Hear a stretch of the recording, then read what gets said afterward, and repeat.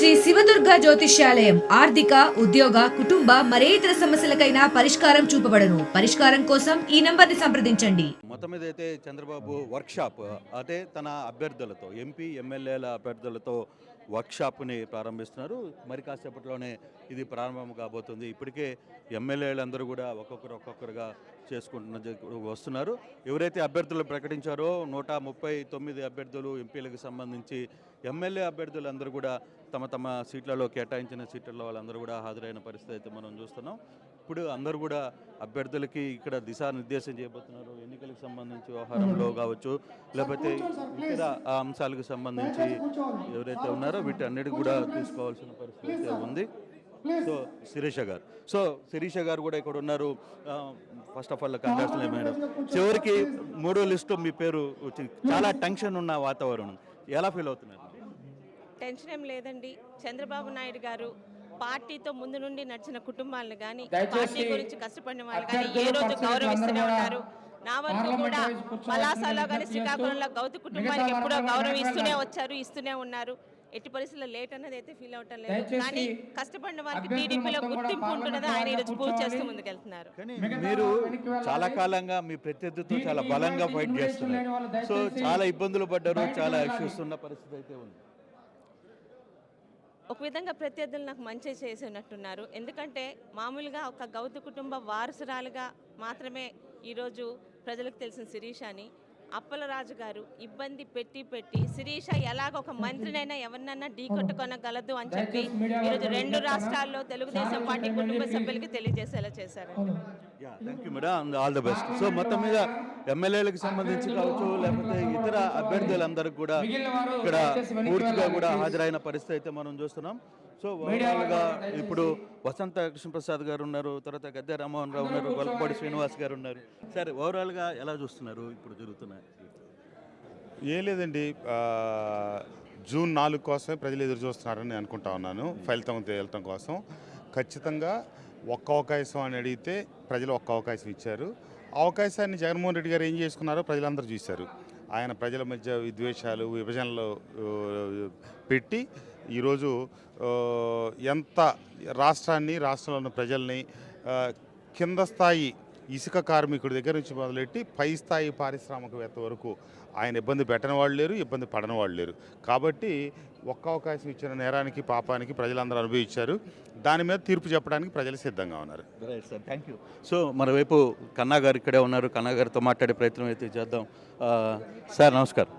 Sir, ఏంటి ఓవరాల్గా workshop తర్వాత ఎలా ఉంది మీ సత్తెనపల్లి నియోజకవర్గం? వర్క్షాప్ ఇప్పుడే కదా జరుగుతుంది, ఇంకా మొదలు కాల. వర్క్షాప్ తర్వాత మామూలుగానే సత్తెనపల్లి నియోజకవర్గం బాగుంది. నాయకుడు ఏమి దిశానిర్దేశం చేస్తారని ఎన్నికల్లో ఎట్లా నిర్వహించాలి, ఎన్నికల్లో ఎట్లా ఉండాలి ఇక నుంచి ముందు అంటే కాస్త తాత్సారం పెరిగింది, ఎందుకంటే టైం పెరిగింది కదా. దాన్ని దృష్టిలో పెట్టుకొని అందరినీ కూడా గేర్ అప్ చేయటం కోసం ఈ వర్క్షాప్ కొంత గేర్ పెంచాలని ప్రయత్నం జరుగుతుంది.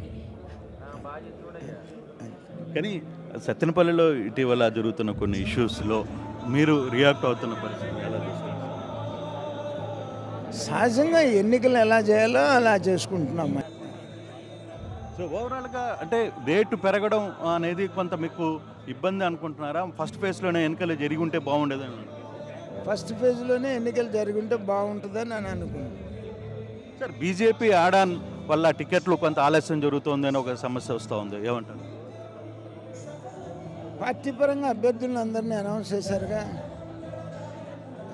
కానీ కొంత అసంతృప్తి ఉన్నాయి కదా కొన్ని సీట్లు. తప్పు అండి, ఎన్నికల్లో చాలా 4-5 ప్రయత్నం చేస్తారు, ఏ ఒక్కళ్ళకో సీట్ వస్తుంది. తత్మాది అసంతృప్తులు ఎన్నికలు సర్దుకుంటారు, ఎన్నికలు సర్దుకొని పార్టీ అభ్యర్థుల కోసం కృషి చేస్తారు అందరూ కూడా. సో మొత్తం మీద చాలామంది అభ్యర్థులు ఏంటి madam, congratulation first of all. Thank you. చాలా హ్యాపీ ఫీల్ అవుతున్నాను. మొదటిసారి దిగుతున్నారు. అవును, యాక్చువల్గా ఏంటంటే నంద్యాల పార్లమెంట్లో హిస్టరీలోనే మొట్టమొదటిసారిగా ఒక మహిళకు కేటాయించడం అనేది నేను చాలా ప్రౌడ్గా ఫీల్ అవుతున్నాను.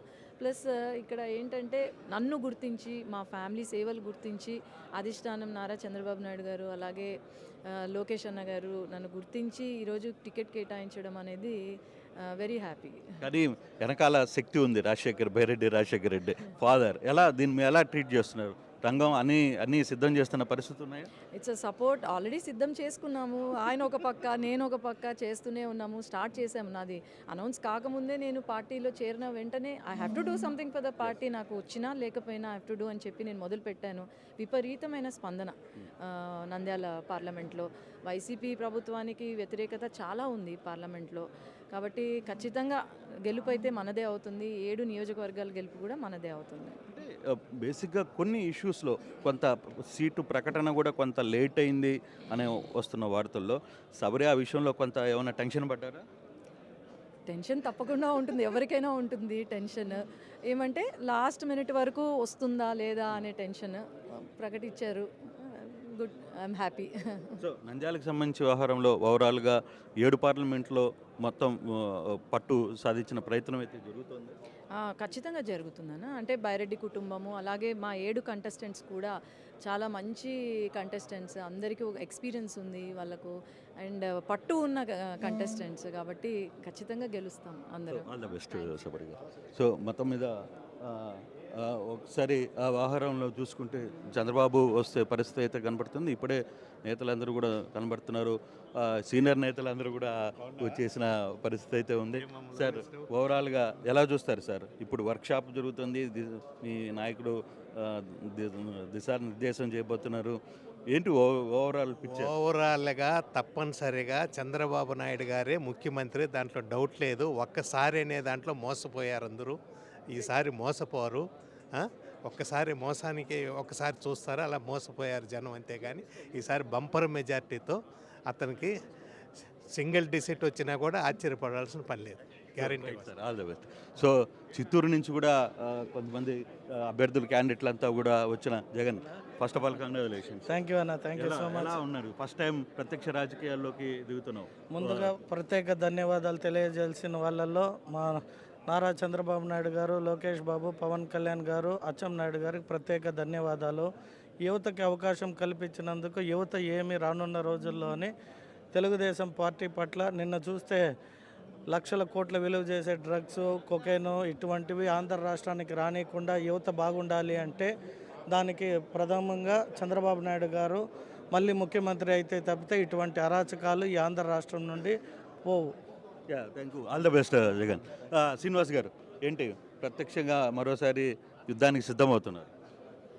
మరోసారి కాదండి, మొదటిసారి చంద్రబాబు నాయుడు గారికి, నారా లోకేష్ గారికి, కేసినేని చిన్ని గారికి ముందుగా కృతజ్ఞతలు తెలియజేస్తున్నాను.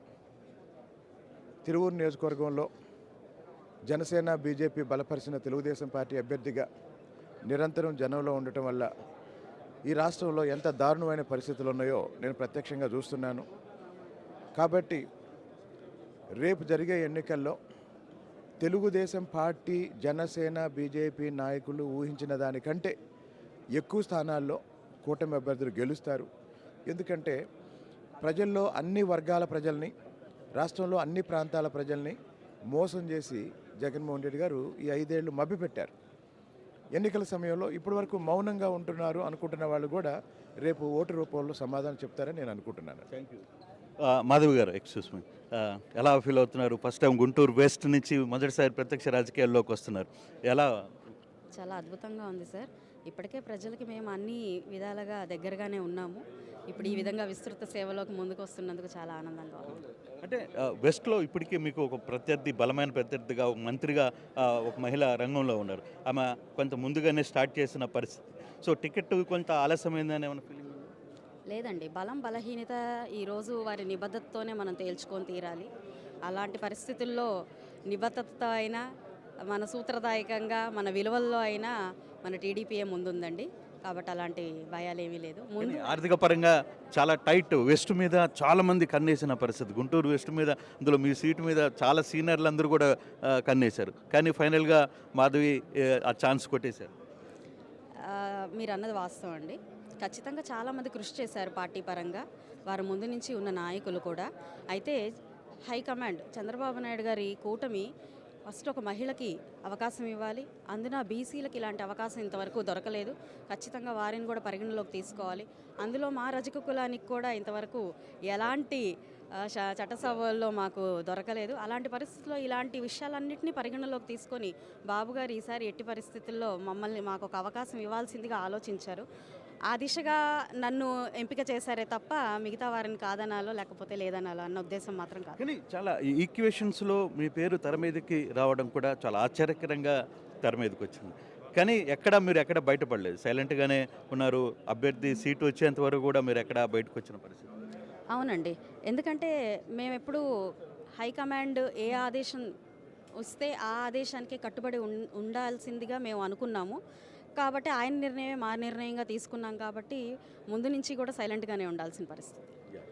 Okay, all the best ma'am. So మొత్తం మీద ఎమ్మెల్యేలకి యువ ఎమ్మెల్యేలు, మహిళా ఎమ్మెల్యేలు అందరూ కూడా ఇక్కడ హాజరవుతున్న పరిస్థితి అయితే మనం చూస్తున్నాం. చాలామంది యువ ఈసారి దాదాపుగా సీట్ల విషయంలో కావచ్చు, బీసీల సామాజిక సంబంధించిన వ్యవహారంలో కావచ్చు, వీటన్నిటిలో కూడా ఎలా ఉంది నర్సరావుపేటలో ఫైనల్గా చాలా వరకు కొంత ఆలస్యమైన పరిస్థితి కూడా ఉంది కదా?